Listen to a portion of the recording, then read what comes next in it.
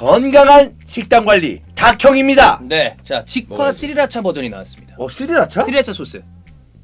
이게 미국에서 만든 소스인데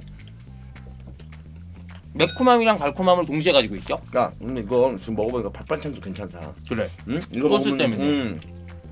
맛있다. 맛있다. 닭형 제품 중에서 제일 그 평가가 좋았던 게 스리라차 버전이었대. 근데 직화 스리라차. 요즘에 불맛이 유행이지 않습니까? 그런 느낌. 왜 이렇게 맛있어? 직화, 이거 맛있네 진짜. 근데 스리라차 소스가 0칼로리래. 네, 0칼로리. 0칼로리인데 거기다가 마늘 고추를 조금 더 해가지고 약간 스파이시한 맛 플러스 직화 불맛 느낌 딱 낸 거죠. 식단 관리가 정말 쉽겠다 이거 먹으면. 왜냐면 그냥 닭가슴살은 항상 말씀드리지만 오래 못 먹어요. 입에서 닭똥 냄새가 난단 말이야. 이런 걸 먹어야 편안하게 길게 장기적으로 식단 관리를 하실 수가 있다. 자, 이거 기획전 진행합니다. 왜냐면 이제 출시가 됐기 때문에 직화 스리라차 10개, 그 다음에 닭가슴살 소시지 1개 해서 최대 46% 할인, 반값이라고 보시면 됩니다. 자, 질리지 않는 식단 관리 닭형입니다.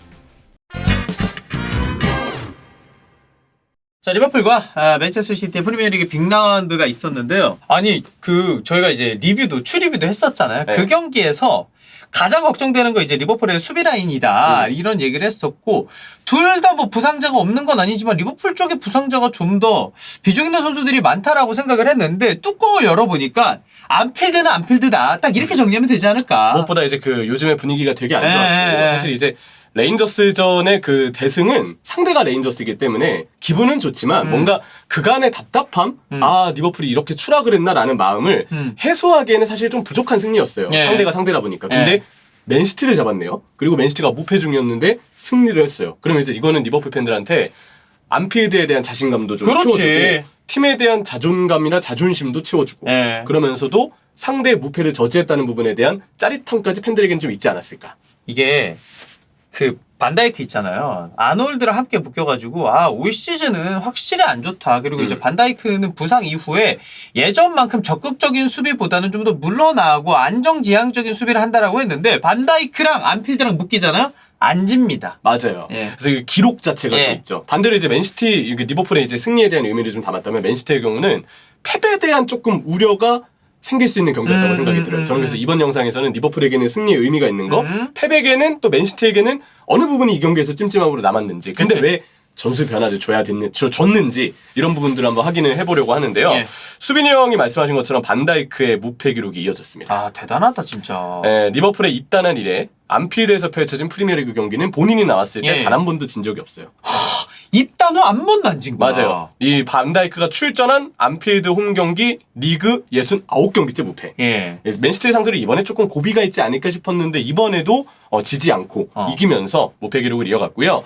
맨시티 상대 강세도 이어갔습니다. 예. 전체 3연승, FA컵 커뮤니티 실드 그리고 리그. 이번 리그 승리가 프리미어리그 맨시티전 6경기 만의 승리였고요. 네. 안필드에서의 자신감도 얻었죠. 홈 무패 기록을 이번에 고비를 넘어서면서 더 연장을 하게 됩니다.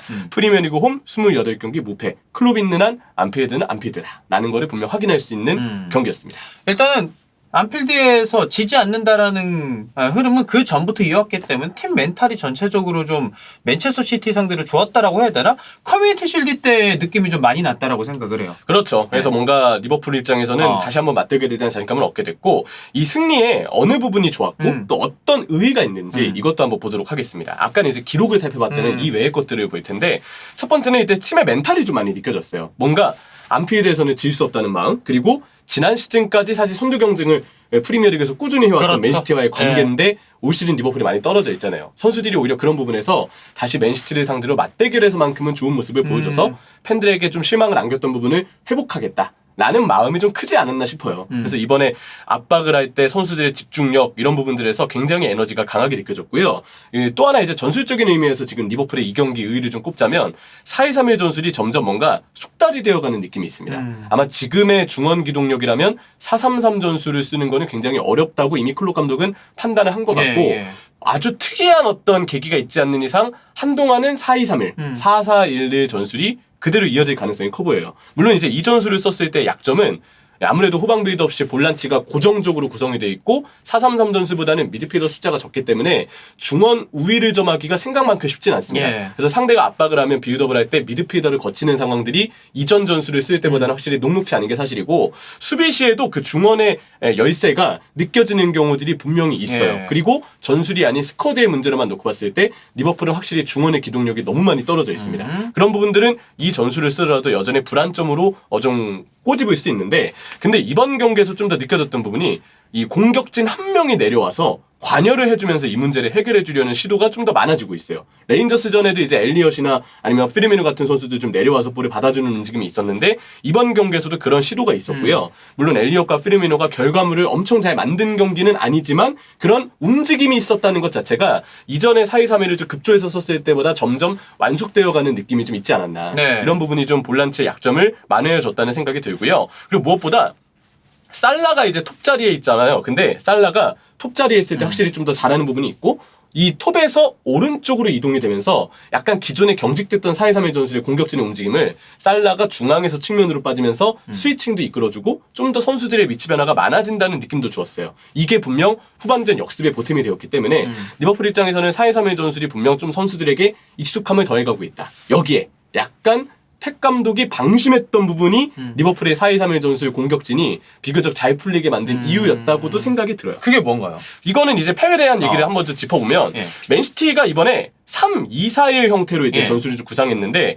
다른 때보다 맨시티가 뭔가 수비적인 부분에서 리버풀이 공격적으로 올라올 때 후방 자원들이 뭐랄까요, 일단 칸셀로의 컨디션이 좀 아쉬운 것도 있었고 또 하나는 칸셀로가 못 내려와서인지 전술적 지시였는지는 모르겠지만 맨시티가 공격을 할 때도 3-2-4-1을 구성했는데 예. 수비할 때도 3-2-4-1 대형이 그대로 있을 때가 좀 많았어요. 그러다 보니까 이제 칸셀로 못 내려오고 오히려 아케 그리고 이제 그 아칸지까지 포함이 된 백스리로 봤을 때 이 백스리가 그대로 그냥 후방에 남아있는 상태에서 리버풀의 살라, 뭐 엘리엇, 조타 아니면 뭐 이런 공격진 피르미노까지 상대를 해야 되기 때문에 수적 열세에 놓이게 되는 상황이 오히려 맨시티가 많더라고요. 그래서 이거는 뭐 조금 더 이제 펩을 얘기하면서 또 한번 더 자세하게 다루겠지만 맨시티가 상대 중원을 압박하겠다는 의도는 있었으나 전체적으로 후방의 간격 조절이 잘 되지 않았고 후방의 숫자 대응도 잘 되지 않았고 그런 부분 때문에 비교적 다른 때보다 리버풀 공격진이 활용할 수 있는 공간이 많아지면서 좀 더 편하게 경기를 할 수 있는 분위기가 조성됐다고 생각이 들어요. 공격진에게 공간이 많아지고 수적 우위 상황이 쉽게 나오니까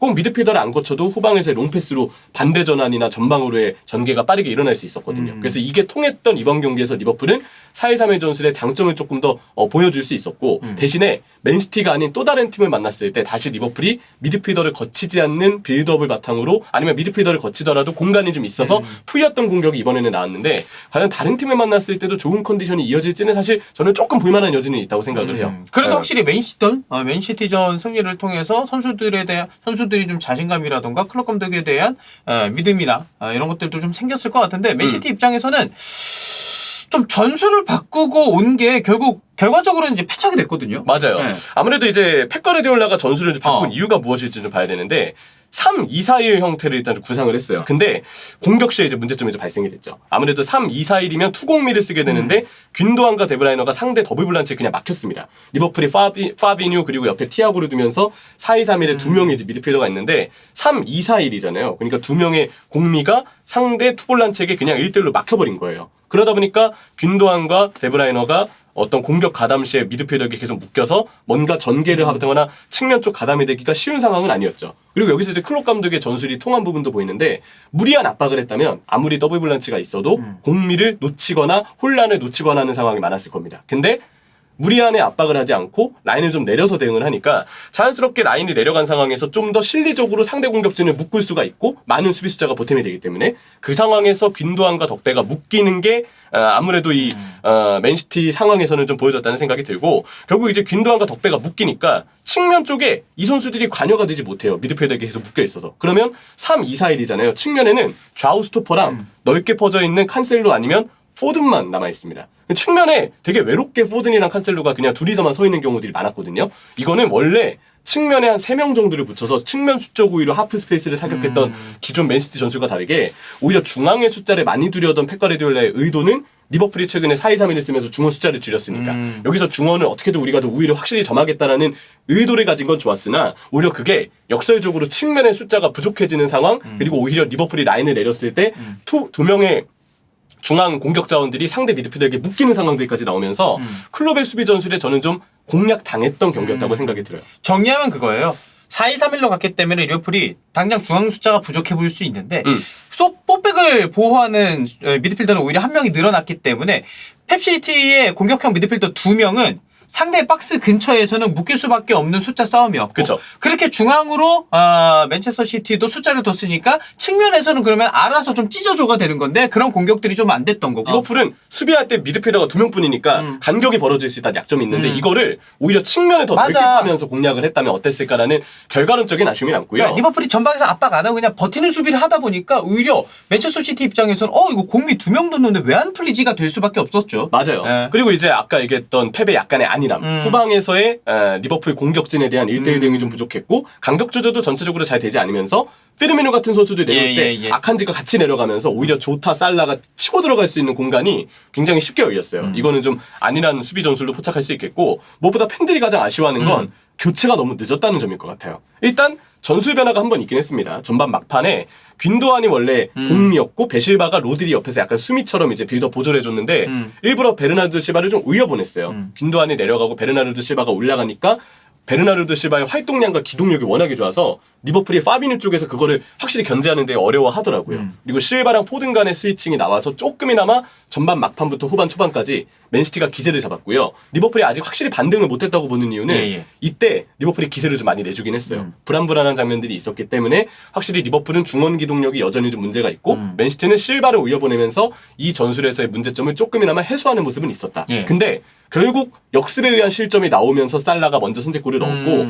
그렇다면 리버풀도 교체를 통해서 일찍 변화를 줬던 것처럼 펩도 일찍 변화를 줬어야 됐어요. 근데 결과물은 89분에 균도안 빼고 훌리안 알바레스 넣은 게 유일한 교체이자 첫 번째 교체였습니다. 네, 맞아요. 그러니까 이거는 시기상으로 봤을 때 펩 가르디올라에게 경기 중 대응도 늦었다고 충분히 지적할 만한 요인이 있는 거죠. 우리가 계속 이제 뭐 방구석 토크라던가 이런 거 하다 보면 축구를 이제 분석을 하잖아요. 네. 저는 개인적으로 이런 거 1대0 경기지만 이거는 한 2-3시간 경기 쪼개면서 분석할 수 있는 경기라고 생각을 해요. 맞아요. 리버풀이 왜 4-3-3에서 4-2-3-1로 되면서 공격이 살아나는지 그리고 이제 수비에서는 안정감이 어떻게 좀 생겼는지 살라의 어떤 동선 변화가 최근에 살라를 그래도 득점포를 가동하게 하는지 맨체스터 시티는 왜 물론 수비진에 솔직히 부상자들이 있다 그게 또 보니까 있죠. 저는 그거는 뭐 어쩔 수 없는 선택도 있었을 거라고 생각은 하지만 칸셀로는 너무 굴렀어요. 이번에 좀 못하긴 했는데 이거는 지쳐서 못한 거라고 저는 생각합니다. 맞아요. 그러면서 어떻게 미드필더 구성을 하면은 좋을지 로드리가 확실히 좋은 모습을 보여줬는데 만약에 카빈 피스가 부상이 아니었다면은 이렇게 로드리만 두면서 경기를 치렀을까 이런 거에 대한 얘기하면서 이거 진짜